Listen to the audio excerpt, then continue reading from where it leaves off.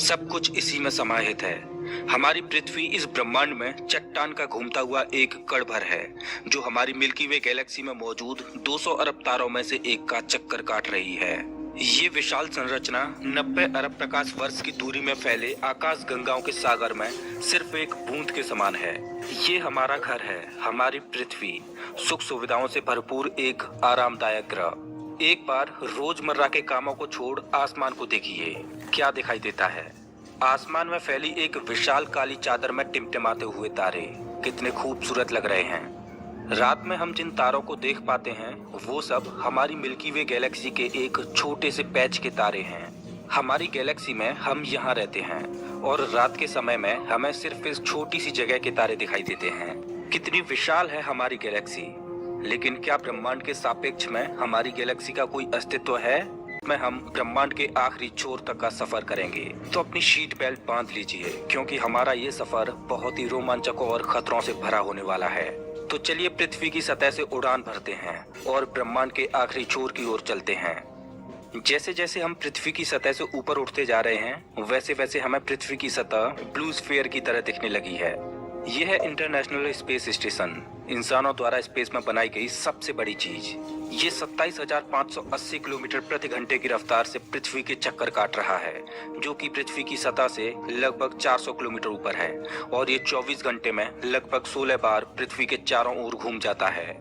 जैसे ही हम international space station से और ऊपर जाते हैं, तो हमें इंसानों द्वारा बनाई गई कुछ और चीजें दिखाई देती हैं। सैटेलाइट्स।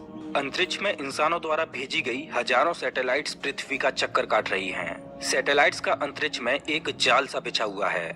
चलिए और ऊपर चलते हैं। इतने ऊपर से पृथ्वी का नजारा तो देखिए, कितना खूबसूरत लग रहा है हमारा ये नीला ग्रह। वेल, हम पहुंच चुके हैं चांद के पास। हमसे पहले यहाँ पर 12 एस्ट्रोनॉट्स आ चुके हैं, जिनमें नील आर्मस्ट्रांग पहले व्यक्ति थे जो इसकी सतह पर उतरे थे, और उनके पैरों के निशान आज भी चांद की सतह पर देखे जा सकते हैं। चांद पर कोई वायुमंडल नहीं है, इस वजह से ये निशान सदियों तक ऐसे ही बने रहेंगे। हम अभी अपने घर से लगभग 4 लाख किलोमीटर दूर हैं, और चंद्रमा से हमारा ग्रह कुछ इस तरह का दिखाई देता है। ऐसा लग रहा है जैसे अंतरिक्ष में एक ब्लू मार्बल रखी हो। चांद की सतह एक बैटल फील्ड की तरह लग रही है, जिसने पिछले अरबों सालों से कॉमेट्स और एस्ट्रॉइड्स की मार को झेला है। चांद का कोई वायुमंडल नहीं है जो कि कॉमेट्स या एस्ट्रॉइड्स को स्पेस में ही जला दे। सौभाग्य से हमारी पृथ्वी का वायुमंडल है जो हमें स्पेस से आने वाले खतरों से बचाता है। चलिए अंतरिक्ष में एक लंबी छलांग लगाते हैं। ये है हमारे सौर मंडल का सबसे चमकीला ग्रह वीनस। इसको पृथ्वी की छोटी बहन बोला जाता है, क्योंकि ये पृथ्वी की ही तरह रॉकी प्लैनेट है, जिसकी ग्रेविटी लगभग पृथ्वी के ही समान है। लेकिन ये ग्रह एक नर्क की तरह है, क्योंकि इस पर होती है भयंकर बारिश, पानी की नहीं बल्कि एसिड की। इसके एटमॉस्फेयर में जो बादल दिखाई दे रहे हैं वो सल्फ्यूरिक एसिड के हैं। हमारे सौरमंडल में सिर्फ वीनस ही एकमात्र ऐसा ग्रह है जिस पर सबसे ज्यादा ग्रीन हाउस इफेक्ट होता है। सूर्य की गर्मी इस पर आती तो है, लेकिन वापस नहीं जा पाती, जिस वजह से हीट इसके एटमॉस्फेयर के अंदर ट्रैप होकर रह जाती है। यही कारण है कि शुक्र ग्रह हमारे सौरमंडल का सबसे गर्म ग्रह है, जिसका तापमान 465 डिग्री सेल्सियस है। इसकी सतह पर काफी मात्रा में ज्वालामुखी मौजूद हैं, जो इस ग्रह को और ज्यादा खतरनाक बनाते हैं। इस एंग्री प्लैनेट पर कुछ भी सरवाइव नहीं कर सकता। चलिए अपनी जर्नी को और आगे बढ़ाते हैं। ये है सूर्य के सबसे पास मौजूद ग्रह मरकरी। इस ग्रह की धरती हमारे चंद्रमा जैसी नजर आती है, जिस पर बड़े बड़े गड्ढे मौजूद हैं। इस ग्रह के दिन और रात के टेम्परेचर में बहुत ज्यादा डिफरेंस है। रात के समय में इसका तापमान -170 डिग्री सेल्सियस पहुंच जाता है, तो दिन के समय में 400 डिग्री सेल्सियस को भी पार कर जाता है। चलिए आगे बढ़ते हैं। ये है हमारा भगवान। यही है जो अपनी ऊर्जा से पृथ्वी पर जीवन को चला रहा है। अगर ये ना होता तो हम ना होते। पृथ्वी से लगभग 150 मिलियन किलोमीटर दूर मौजूद ये तारा इतना बड़ा है कि इसमें लाखों पृथ्वियां समा जाएं। सूर्य इतना भारी है कि इसकी ग्रेविटी पूरे सोलर सिस्टम को कंट्रोल कर रही है। इससे निकलने वाली लपटें इतनी बड़ी होती हैं कि सूर्य की सतह से हजारों किलोमीटर ऊपर तक चली जाती हैं। चलिए अपनी यात्रा को आगे बढ़ाते हैं। ये है पृथ्वी का सबसे नजदीकी ग्रह मंगल। इसकी धरती लाल है, इस वजह से इसे लाल ग्रह भी बोला जाता है। वैज्ञानिक मंगल ग्रह के बारे में जानने के लिए बड़े ही उत्सुक हैं, क्योंकि वैज्ञानिक कहीं ना कहीं ये अनुमान लगाते हैं कि मंगल ग्रह हमारा पास्ट है। वैज्ञानिक मानते हैं कि अतीत में मंगल की धरती पर जीवन फला फूला होगा। मंगल की धरती पर भी सागर मौजूद थे, नदियां मौजूद थीं, इसका खुद का एक एटमॉस्फेयर था। लेकिन आज ये ग्रह वीरान और बंजर पड़ा है। आज वैज्ञानिक इस ग्रह पर सूक्ष्म रूप में ही सही बैक्टीरिया के रूप में जीवन खोजने में जुटे हैं और वैज्ञानिक इस ग्रह पर भविष्य में बस्तियां बसाने की सोच रहे हैं। अगर हम मंगल पर आए हैं तो हम इसे कैसे मिस कर सकते हैं। ये है ओलंपस मॉन्स, एक प्राचीन ज्वालामुखी। मंगल की धरती पर ज्वालामुखी से बना ये पहाड़ पृथ्वी की सबसे ऊंची चोटी माउंट एवरेस्ट से भी लगभग 3 गुना ऊंचा है और ये हमारे सोलर सिस्टम की सबसे ऊंची चोटी है। अगर मंगल की धरती से हम अपने ग्रह पृथ्वी को देखें तो ये कुछ इस तरह की दिखाई देती है। अब आगे की यात्रा थोड़ी सी डरावनी होने वाली है क्योंकि अब हम एस्ट्रॉयड बेल्ट में प्रवेश कर रहे हैं जो कि मंगल और बृहस्पति ग्रह के बीच मौजूद है। इसमें मौजूद हैं बड़ी बड़ी और विशालकाय चट्टानें जो कि सूर्य के चारों ओर घूम रही हैं। इस एस्ट्रॉयड बेल्ट में इतनी बड़ी बड़ी चट्टानें मौजूद हैं कि अगर ये सब आपस में मर्ज हो जाएं, तो इनसे एक बड़े ग्रह का निर्माण हो सकता है। इस बेल्ट में इतने बड़े बड़े एस्ट्रॉयड्स मौजूद हैं कि इन पर एक बड़ा शहर बसाया जा सके। जैसा कि हम जानते हैं कि 4.5 बिलियन साल पहले हमारे सौर मंडल में ग्रह बने, लेकिन एस्ट्रॉयड बेल्ट में मौजूद ये मलबा जैसा का तैसा रह गया। एस्ट्रॉयड बेल्ट में मौजूद मलबा एक प्लैनेट बन सकता था, लेकिन एक बड़ी शक्ति ने इस मलबे को प्लैनेट नहीं बनने दिया और वो शक्ति थी जुपिटर। जुपिटर की हाई ग्रेविटी ने एस्ट्रॉयड बेल्ट के एस्ट्रॉयड्स को प्लैनेट नहीं बनने दिया। जुपिटर हमारे सोलर सिस्टम का सबसे बड़ा प्लैनेट है और इसके ढेर सारे चंद्रमा हैं। ये इतना बड़ा है कि हमारे सोलर सिस्टम के अन्य सभी प्लैनेट्स को मिलाकर भी इतना बड़ा ग्रह नहीं बनाया जा सकता। ये है जुपिटर का ग्रेट रेड स्पॉट। ये लाल धब्बा जुपिटर की सतह पर सदियों से चला आ रहा है। ये एक विशाल तूफान है। ये रेड स्पॉट इतना बड़ा है कि इसमें 3 पृथ्वियां आ जाएं। जुपिटर एक गैसीय प्लैनेट है, इस वजह से इसकी सतह पृथ्वी की तरह ठोस नहीं है। अगर आप जुपिटर की सतह पर उतरे तो आप इसकी सतह पर खड़े नहीं हो सकते, बल्कि सीधे इसके अंदर चले जाओगे। जुपिटर जितना वायलेंट और विनाशकारी है, वहीं इसके चंद्रमा जीवन के पनपने के लिए आइडियल साबित होते हैं। जुपिटर के दर्जनों चंद्रमाओं में से एक है यूरोपा, जो कि पूरी तरह बर्फ की मोटी चादर से ढका हुआ है। वैज्ञानिक मानते हैं कि यूरोपा की सतह पर जमी हुई बर्फ के नीचे पानी तरल रूप में मौजूद है। इस पर पानी का तरल रूप में होना जीवन के होने की संभावनाओं को बढ़ा देता है। हमारे सोलर सिस्टम में बृहस्पति ग्रह के चंद्रमा यूरोपा पर वैज्ञानिक जीवन होने की प्रबल संभावनाएं जताते हैं। हमारा अगला पड़ाव है हमारे सौर मंडल का सबसे खूबसूरत प्लैनेट सैटर्न। शनि ग्रह के छल्ले इसकी सुंदरता में 4 चांद लगाते हैं, जो कि इसकी सतह से लाखों किलोमीटर ऊपर तक फैले हैं। शनि ग्रह को अपने सोलर सिस्टम का ताज माना जाता है। ये है शनि ग्रह का एक चंद्रमा टाइटन।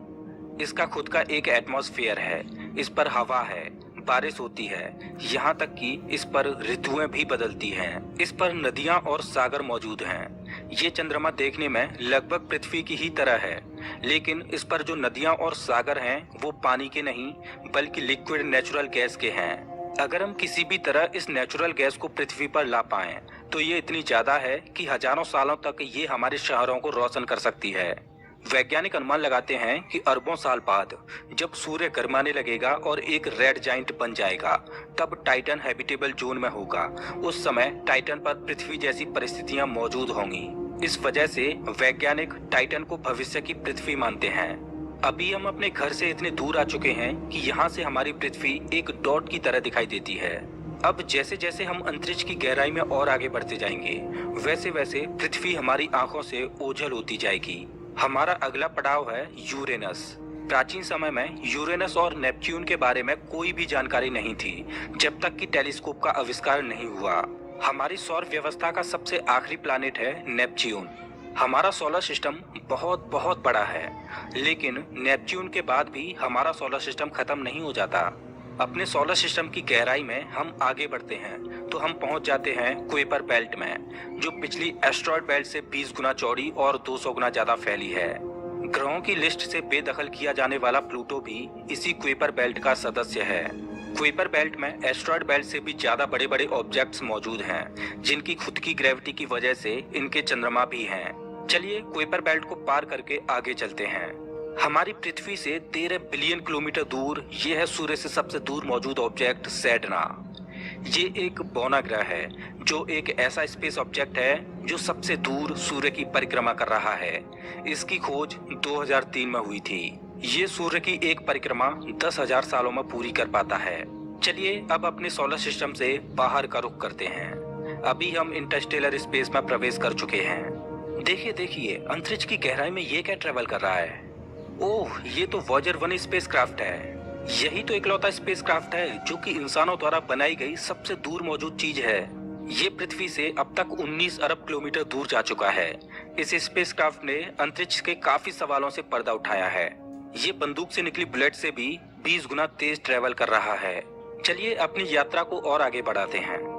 अभी हम अपने सोलर सिस्टम की हदों से इतने दूर आ चुके हैं कि यहाँ से हमारा सूर्य एक आम तारे की तरह दिखाई दे रहा है, लेकिन इतनी दूर से भी इसकी ग्रेविटी को महसूस किया जा सकता है, क्योंकि अरबों की संख्या में यहाँ पर कॉमेट्स को देखा जा सकता है जो सूर्य की ग्रेविटी से बंधे हुए हैं। इन कॉमेट्स में इतना ज्यादा पानी है कि अगर ये सब इकट्ठे हो जाएं, तो ये पृथ्वी से भी ज्यादा बड़े और गहरे सागरों को भर दें। वैज्ञानिक मानते हैं कि पृथ्वी पर ज्यादातर पानी कॉमेट्स के द्वारा ही आया है। पेंसपर्मिया थ्योरी के अनुसार पृथ्वी पर जीवन कॉमेट्स के द्वारा ही धरती पर आया। अंतरिक्ष में तैर रही इन छोटी छोटी बर्फीली चट्टानों में जीवन सूक्ष्म रूप में बैक्टीरिया की फॉर्म में मौजूद हो सकता है। कॉमेट्स का एक विशाल बादल हमारे सौर मंडल को घेरे हुए है, जिसे ऑर्ट क्लाउड बोला जाता है। ऐसा माना जाता है कि ये ऑर्ट क्लाउड हमारे सौर मंडल की ग्रेविटी की आखिरी सीमाओं पर है। इसके बाद सूरज की ग्रेविटी कमजोर पड़ने लगती है, जिस वजह से इसके बाद सूरज का खिंचाव बहुत कम रह जाता है। अब यहाँ से आगे की यात्रा एक अननोन और रहस्यमयी स्पेस में होगी, जहाँ घुप अंधेरा है। यहाँ इतना अंधेरा है कि हम अपनी आंखों से भी कुछ भी नहीं देख पाएंगे। यहाँ देखने के लिए हमें इंफ्रारेड विजन की जरूरत पड़ेगी। हम अपनी पृथ्वी से बहुत बहुत बहुत दूर आ चुके हैं, लेकिन ब्रह्मांड के सापेक्ष में ये हमारा एक मामूली सा स्टेप है। यहाँ से हमें चारों ओर अरबों तारे दिखाई दे रहे हैं, लेकिन अभी हम सबसे नजदीकी तारामंडल की ओर बढ़ रहे हैं। ये है हमारा पड़ोसी सोलर सिस्टम। ये हमसे इतना दूर है कि हमारे सूर्य के प्रकाश को इस तारामंडल तक पहुंचने में 4.3 सालों का वक्त लगता है। इस तारामंडल का नाम है अल्फा सेंटोरी। इस तारामंडल में 3 तारों का समूह है, जिनमें अल्फा सेंटोरी ए और अल्फा सेंटोरी बी तारे आपस में बाइनरी स्टार सिस्टम के तहत जुड़े हुए हैं। इस तारामंडल में प्रॉक्सिमा सेंटोरी बी नामक ग्रह मौजूद है, जो पृथ्वी की ही तरह हैबिटेबल जोन में है और इस ग्रह पर एलियन लाइफ मौजूद हो सकती है। चलिए अपनी यात्रा को आगे बढ़ाते हैं। पृथ्वी से हम 10 प्रकाश वर्ष दूर आ चुके हैं और हमारे सामने ये एक बेबी स्टार है, जिसने अभी अपना जीवन शुरू ही किया है और इस तारामंडल में अभी ग्रहों का जन्म होना बाकी है। हो सकता है कि इस तारामंडल में किसी ऐसे ग्रह का जन्म हो जाए जो हमारी पृथ्वी की ही तरह जीवन को धारण करने योग्य हो, लेकिन अभी इसमें अरबों सालों का वक्त लगेगा। अपनी यात्रा को आगे बढ़ाते हैं। अभी हम पृथ्वी से 20 प्रकाश वर्ष दूर आ चुके हैं और अभी हम ऐसे तारामंडल से होकर गुजर रहे हैं जिसका जन्म हमारे सोलर सिस्टम के साथ ही हुआ था। इस तारे का नाम है ग्लीस 581 और इसकी सबसे बड़ी खास बात यह है कि इस तारे का चक्कर लगा रहा है एक ऐसा ग्रह जो हमारी पृथ्वी से बिल्कुल मेल खाता है और इस ग्रह पर एलियन सिविलाइजेशन होने की प्रबल संभावना है। वैसे तो हमारी मिल्की वे गैलेक्सी में अरबों तारे हैं, जिनकी यात्रा करना तो दूर, उनको पूरे जीवन काल में गिनना भी संभव नहीं है। तो चलिए अपनी यात्रा को आगे बढ़ाते हुए मिल्की वे गैलेक्सी से बाहर निकलते हैं। ये है हमारी मिल्की वे गैलेक्सी, जो अरबों तारों का घर है, जिनमें से हमारा सूर्य भी एक है। ये गैलेक्सी इतनी विशाल है कि अगर इसके एक छोर से प्रकाश ट्रेवल करे तो लाइट को भी इसके एक छोर से दूसरे छोर तक पहुंचने में 1,05,700 सालों का समय लगेगा। लेकिन ब्रह्मांड में मौजूद बड़ी बड़ी विशालकाय गैलेक्सियों के सामने हमारी गैलेक्सी कुछ भी नहीं। यूनिवर्स में मिल्की वे से भी कई गुना बड़ी गैलेक्सियां मौजूद हैं। तो चलिए अपने सोलर सिस्टम और अपनी गैलेक्सी को पीछे छोड़ते हुए इंटर गैलेक्टिक स्पेस में प्रवेश करते हैं। इंटर गैलेक्टिक स्पेस में प्रवेश करके हमें दूर दूर तक अरबों गैलेक्सियां दिखाई दे रही हैं, लेकिन ये सभी गैलेक्सियां झुंड में हैं और ये है हमारी गैलेक्सियों का झुंड, जिसमें हमारी गैलेक्सी मिल्की वे और अन्य पड़ोसी गैलेक्सियां मौजूद हैं। गैलेक्सियों के इस छोटे से झुंड को लोकल ग्रुप बोला जाता है। गैलेक्सियों का ये लोकल ग्रुप 10 मिलियन प्रकाश वर्ष में फैला हुआ है। जैसे जैसे हम अपनी यात्रा को आगे बढ़ाते जा रहे हैं, वैसे वैसे हमें अन्य गैलेक्सियों के झुंड दिखाई देते जा रहे हैं और उनमें भी हमारे लोकल ग्रुप की तरह गैलेक्सियां मौजूद हैं। गैलेक्सियों के कई लोकल ग्रुप्स को मिलाकर एक सुपर क्लस्टर बनता है। अभी हमारे सामने जो मौजूद है वो है वर्गो सुपर क्लस्टर। इसी वर्गो सुपर क्लस्टर में हमारी गैलेक्सियों का लोकल ग्रुप भी शामिल है और हमारी गैलेक्सियों का लोकल ग्रुप इस छोटे से पैच में है। अभी हम अपने घर से इतने दूर आ चुके हैं कि यहाँ से हम अपने सूर्य को तो छोड़ो, यहाँ तक कि अपनी गैलेक्सी को भी छोड़ो, हमारी गैलेक्सियों का लोकल ग्रुप ही एक छोटे से पैच के समान दिखाई दे रहा है। कितना विशाल है ना वर्गो सुपर क्लस्टर। इस वर्गो सुपर क्लस्टर में 100 से ज्यादा गैलेक्सियों के लोकल ग्रुप शामिल हैं और ये 110 मिलियन प्रकाश वर्ष में फैला हुआ है। चलिए अपनी यात्रा को और आगे बढ़ाते हैं। अरे ये क्या, जैसे जैसे हम आगे बढ़ते जा रहे हैं वैसे वैसे हमें वर्गो सुपर क्लस्टर जैसे अनगिनत सुपर क्लस्टर्स दिखाई दे रहे हैं। इस सुपर क्लस्टर्स के समूह को नाम दिया गया है लेनियाकेया सुपर क्लस्टर और हमारा वर्गो सुपर क्लस्टर यहाँ पर है, एक छोटे से पैच के समान, जिसमें हमारी गैलेक्सियों का लोकल ग्रुप एक डॉट की तरह भी दिखाई नहीं दे रहा। ये लेनियाकेया सुपर क्लस्टर 520 मिलियन प्रकाश वर्ष में फैला हुआ है, जिसमें लाखों वर्गो सुपर क्लस्टर्स जैसे सुपर क्लस्टर्स मौजूद हैं। चलिए अपनी यात्रा को और आगे बढ़ाते हैं। जैसे जैसे हम आगे बढ़ते जा रहे हैं वैसे वैसे लेनियाकेया सुपर क्लस्टर भी छोटा होता जा रहा है और इतनी दूर से देखने पर लेनियाकेया सुपर क्लस्टर भी एक छोटे से पैच की तरह दिखाई दे रहा है। ओह माय गॉड, मेरा तो दिमाग ही घूम गया। खैर अपनी यात्रा को और आगे बढ़ाते हैं। ये है हमारा ऑब्जर्वेबल यूनिवर्स, जिसमें हमारा लेनियाकेया सुपर क्लस्टर एक छोटे से डॉट की तरह मौजूद है। लेकिन क्या यही हमारी यात्रा खत्म हो जाती है? क्या इतना ही बड़ा है ब्रह्मांड? जैसा कि मैंने अभी बोला, ये है ऑब्जर्वेबल यूनिवर्स यानी ज्ञात ब्रह्मांड। ब्रह्मांड के बारे में हम जो भी जानते हैं वो केवल यहीं तक जानते हैं। हो सकता है कि ब्रह्मांड का विस्तार आगे भी हो जो अनंत तक चलता जा रहा हो, लेकिन वहां से हम तक कोई प्रकाश ही नहीं पहुंच पा रहा हो जिससे हमें ऑब्जर्वेबल यूनिवर्स के बाहर का भी पता चल सके। वैज्ञानिक ये भी अनुमान लगाते हैं कि हो सकता है कि हमारे यूनिवर्स जैसे असंख्य यूनिवर्स और मौजूद हो सकते हैं, जिनमें हमारा ये ब्रह्मांड एक विशाल सागर में एक छोटी सी बूंद के समान हो। खैर मल्टीवर्स यानी एक से ज्यादा ब्रह्मांडों का अस्तित्व है कि नहीं ये कोई नहीं जानता और ना ही हमारे पास मल्टीवर्स यानी महाब्रह्मांड के कोई सबूत हैं। लेकिन ये तो तय है कि ऑब्जर्वेबल यूनिवर्स ही ब्रह्मांड का अंत नहीं हो सकता।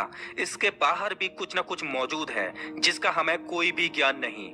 लेकिन वो क्या हो सकता है? हो सकता है कि हमारा ऑब्जर्वेबल यूनिवर्स भी महाब्रह्मांड में एक छोटे से पैच के समान हो। दोस्तों, आपकी ब्रह्मांड के आखिरी छोर तक की यात्रा कैसी रही? प्लीज कमेंट बॉक्स में जरूर बताएं। अगर आपको ये वीडियो पसंद आया हो तो इसे लाइक करें और ऐसे ही मजेदार वीडियोज के लिए चैनल को सब्सक्राइब करें, साथ ही बेल आइकन दबाएं।